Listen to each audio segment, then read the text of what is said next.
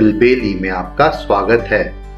यहाँ आप सुनेंगे बाल कहानियाँ, इतिहास के रोमांचक किस्से और हमारे संस्कृति से जुड़ी हुई मज़ेदार बातें। मैं हूँ आपका होस्ट ज्ञानेश और आज मैं लेके आया हूँ तेनालीराम के सूझबूझ का एक किस्सा जिसका शीर्षक है किसका बटुआ। एक बार हम्पी के बाजार में किसी का बटुआ गिर गया जो एक भिखारी को मिला। बटुआ खोलने पर भिखारी ने पाया कि उसमें 100 स्वर्ण मुद्राएं थीं। तभी भिखारी ने एक व्यापारी को चिल्लाते हुए सुना जो कह रहा था, मेरा बटुआ खो गया है, मेरा बटुआ खो गया है, जो ढूंढ कर देगा मैं उसे इनाम दूंगा, जो ढूंढ कर देगा मैं उसे इनाम दूंगा। भिखारी ईमानदार इंसान था। वो व्यापारी के पास गया और उसे बटुआ वापस करके अपना इनाम मांगा। बटुआ वापस मिलने के बाद व्यापारी के मन में लालच आ गया। वो बोला, इनाम? कैसा इनाम? तुझे तो मैं पुलिस को दूंगा। इस बटुए में 200 स्वर्ण मुद्राएं थीं।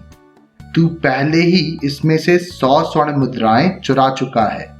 तेरा इनाम कैसा? मैं ईमानदार आदमी हूं, चोर नहीं, भिखारी बहादुरी से बोला। चलिए, मैं खुद ही राज दरबार में चलता हूं, महाराज ही इसका न्याय करेंगे। दोनों राज दरबार में पहुंचे और वहां जाकर अपनी अपनी बात राजा कृष्णदेव राय के सम्मुख रखी। सारी बात सुनकर महाराज ने तेनालीराम से इसका फैसला करने को कहा।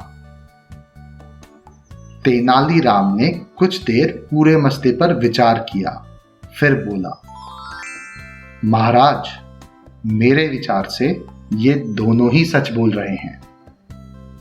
व्यापारी, तुमने कहा कि तुम्हारे बटुए में 200 स्वर्ण मुद्राएं थीं, जबकि इस बटुए में तो मात्र 100 स्वर्ण मुद्राएं ही हैं। भिखारी स्वर्ण मुद्राएं इतनी जल्दी कहीं नहीं छुपा सकता, और वो भी गिनकर पूरे 100। तो मेरे विचार से ये बटुआ ही तुम्हारा नहीं है। महाराज ने तेनाली के फैसले को सही ठहराते हुए 100 स्वर्ण मुद्राओं से भरा हुआ बटुआ भिखारी को वापस सौंप दिया और व्यापारी को अपने लालच की सजा मिल गई। मुझे उम्मीद है आपको ये कहानी पसंद आई होगी। ऐसी और कहानियां सुनने के लिए हमारे चैनल को लाइक और सब्सक्राइब करें। इस कहानी को ज़्यादा से ज़्यादा शेयर करें। जल्दी मिलते हैं एक और नई कहानी के साथ। तब तक के लिए धन्यवाद।